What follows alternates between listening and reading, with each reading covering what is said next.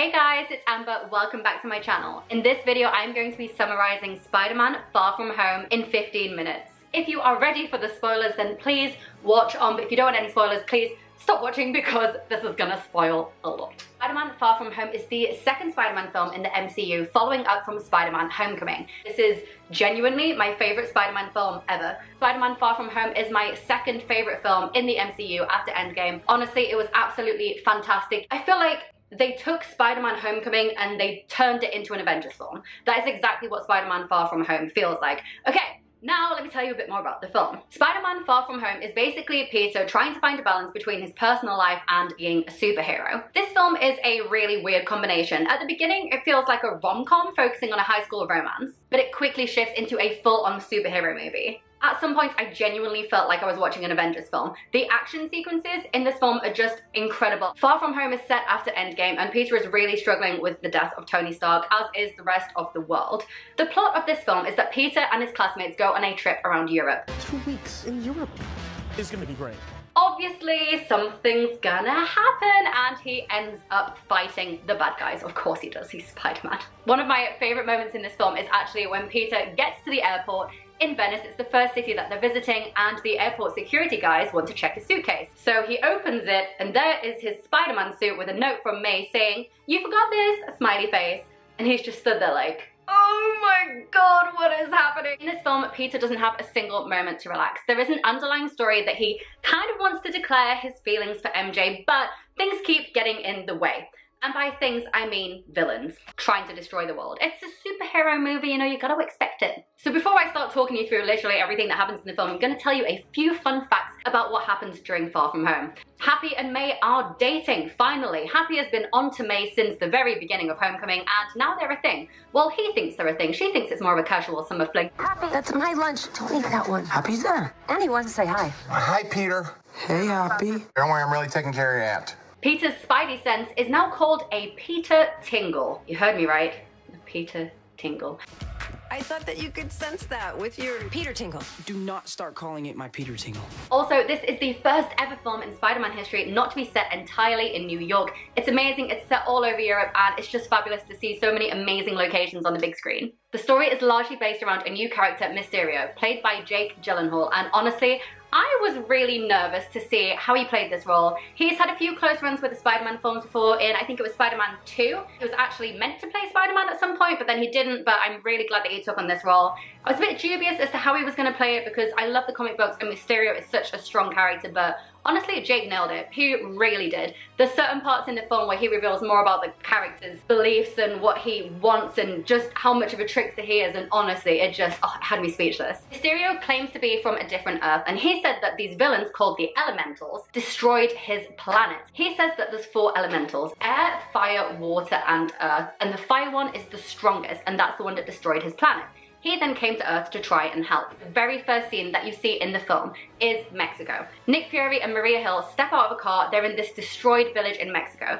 People are saying that a tornado or hurricane ripped through the village, but the hurricane had a face. It was actually an air elemental. This is going to become very important later on in the film. The story follows Peter and his classmates as they travel around Europe. The first stop on his European tour is Venice. Whilst Peter's there, Venice comes under attack from the water elemental. Luckily, Mysterio is there to help. Peter tries his best to take down this elemental, but it's just too powerful, and I don't really think he knows how to tackle it. It's his first run-in with Mysterio, and this is kind of the beginning of their relationship. So in Venice, Mysterio is already working with Nick Fury. Obviously, Peter Parker has worked with Nick Fury in the past, but they've never actually met, and Mysterio's never met Peter Parker either. There's a really funny part during the scene where Mysterio is battling the water elemental and Peter tries to help. He says, "I'm very strong and very sticky," and it's really adorable, and the best thing is that he wants to hide his identity, but he left his Spidey suit in the hotel, so he wears one of those cute like Venetian masks, and it's got these little bells on, and every time he moves his head it's like ding ding ding ding ding ding ding, and it just cracks me up. After the battle in Venice, Nick Fury pays Peter a visit and says that he wants him to come on board with Mysterio and help him tackle the elementals. Peter basically says no. The next stop on their trip is meant to be Paris, and this is where he wants to declare his feelings to MJ, so he puts his personal life before his superhero life, which I think is fair enough. I mean, he's a high schooler, he's 16 years old. He's probably pretty hormonal, you know, just let him have the girl for once. Nick Fury does not like a single bit of this plan, and he basically takes hold of the school's trip and is like, nah, throw that out, I'm gonna do this instead, and completely takes over. he detours the entire trip to Prague, which is where they say that the next elemental is going to attack. So basically, Nick Fury has Peter Parker in the palm of his hand. Before Peter left for his trip, Happy visited him at his school and gave him a present. He said that Tony Stark left it to him. It was Tony's iconic glasses.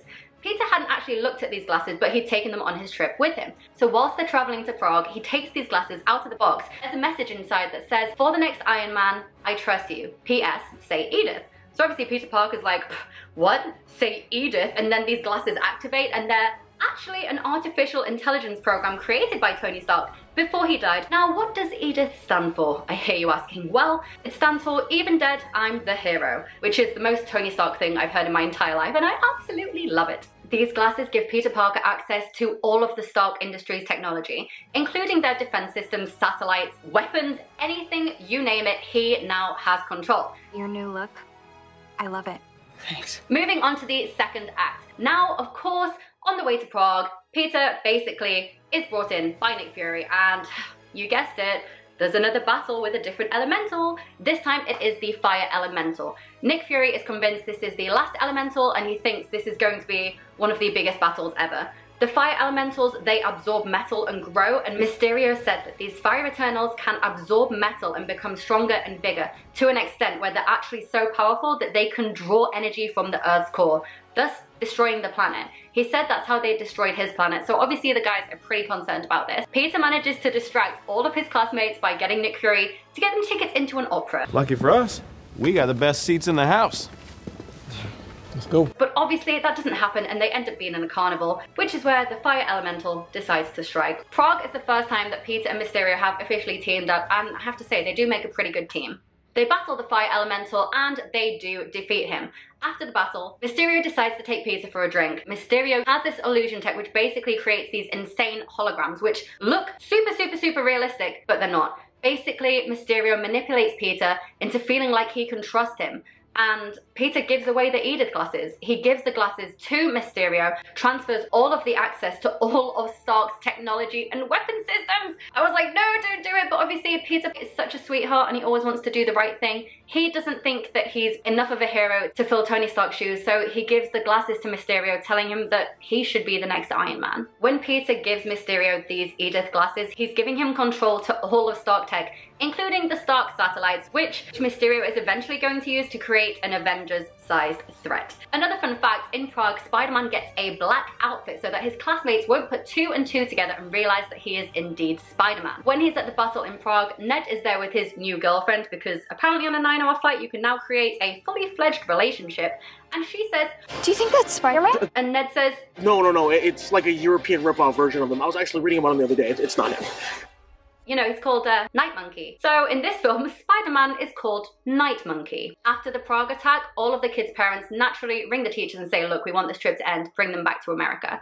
So they all get told to pack their bags ready to leave. However, Peter asks MJ if she wants to go on a walk. He's made this whole plan for the Europe trip. He wants to tell MJ just how he feels about her and eventually give her a kiss, which I think is adorable, but he's not had a chance yet, so to him, this is his opportunity. They go on this walk late at night and he's about to tell her that he has feelings when MJ admits that she knows he's Spider-Man. MJ, I am Spider-Man.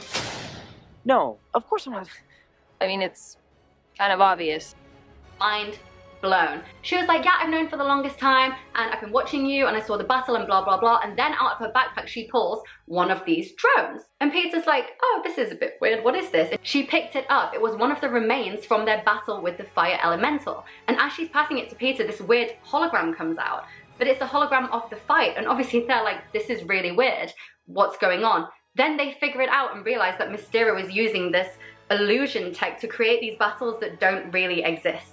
The only problem with that is that Mysterio then realizes that one of his drones isn't there, it's kind of gone missing. He tracks it, realizes that Peter knows the truth. Mysterio tries to kill Peter in one of the best and most mind-boggling scenes that I've ever seen in any film, let alone the MCU. Mysterio is insane. Basically what he's done is anyone that Stark or any Stark employees have crossed in their entire career, he's brought them on board to make this crazy team where they have hundreds and hundreds of drones armed with weapons and guns, and what they do is they will create this entire fight sequence with one of the elementals and Mysterio flying around, but none of it's real. Mysterio's literally stood in a room in like a green screen costume with his little helmet on, giving directions. It looks like it's real. It's all an illusion, and if you're inside the drone space, you can see it's an illusion, but outside it genuinely looks like it's a real attack. Before the Prague battle, Nick Fury told Peter Parker that he was going to be going to Berlin, and he wanted Peter to go with him with Mysterio. He said he needed a strong force and they all need to stick together to help protect the world.